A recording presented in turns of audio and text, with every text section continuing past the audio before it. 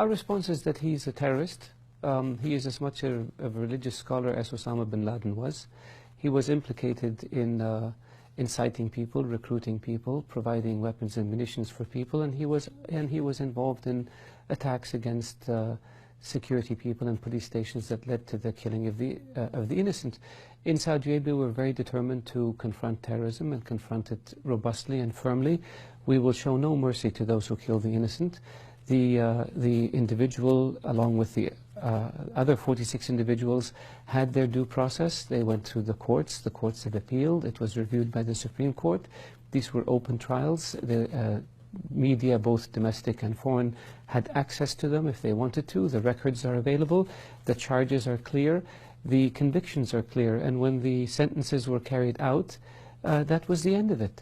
The Kingdom of Saudi Arabia should be commended for showing resolve and taking a firm position against people who kill the innocent, not condemned for it. And as far as the Iranians are concerned, what I find very puzzling is this individual is a Saudi citizen.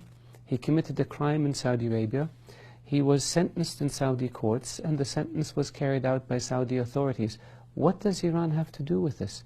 They execute hundreds of people every year. Nobody says anything about it. This is their system. And so for the Iranians to inject themselves into our domestic affairs is in line with what Iran has been doing for years throughout the region. In Lebanon, in Syria, in Iraq, in Bahrain, in Yemen, they have been providing supplies to terrorists, they have been recruiting people, they have been assassinating people, they have been sowing sectarianism in the region, splitting the Islamic world. Their policies are in violation of all the norms and customs and that the international community has been based on, and yet, and so we've decided to say enough is enough, and as a consequence we cut off our ties with the Iranians. So why is this happening now, given that backlog of events, given Iran's involvement not just in trying to foment problems across the region, but also in attacks, personal attacks, even planned on yourself? What happened now that has made you decide to cut ties? At a certain point, everybody reaches their limit. The Iranians have gotten away with murder, literally, for more than 30 years. The attacks against the American embassy in Beirut, the attacks against the American Marines at Beirut airport, the kidnapping and assassination of diplomats in Beirut and elsewhere, the fact that they harbored the individuals who were implicated in the Khobar bombing in 1996. One of them was apprehended last year carrying an Iranian passport, even though he's a Saudi citizen. They harbored Al-Qaeda leaders after 2001. Some of them are still there. The order to blow up the compounds in Riyadh in 2003 came from an Al-Qaeda operative who was based in Iran at the time. The Iranians are known to be involved in this.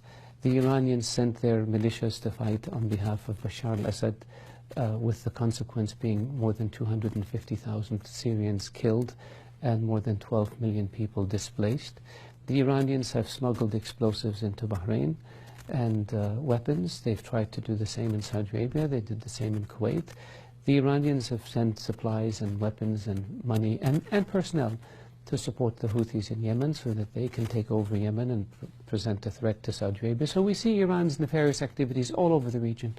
And so we have had grievances with them, which we have made clear to them. We have tried to engage the Iranian government on this issue. We have told them that if they want to have good relations with the countries of the region, they should act as responsible members of the international community, and they should cease and desist activities that are hostile or aggressive. Unfortunately, this is not what we have seen, and so this latest round was just where we just said enough is enough. We have to make a stand. Our public will not tolerate continued Iranian aggression towards Saudi Arabia without a response, and so the response we took is to cut off our relations with Iran and close down Iran's embassy and missions in the Kingdom of Saudi Arabia.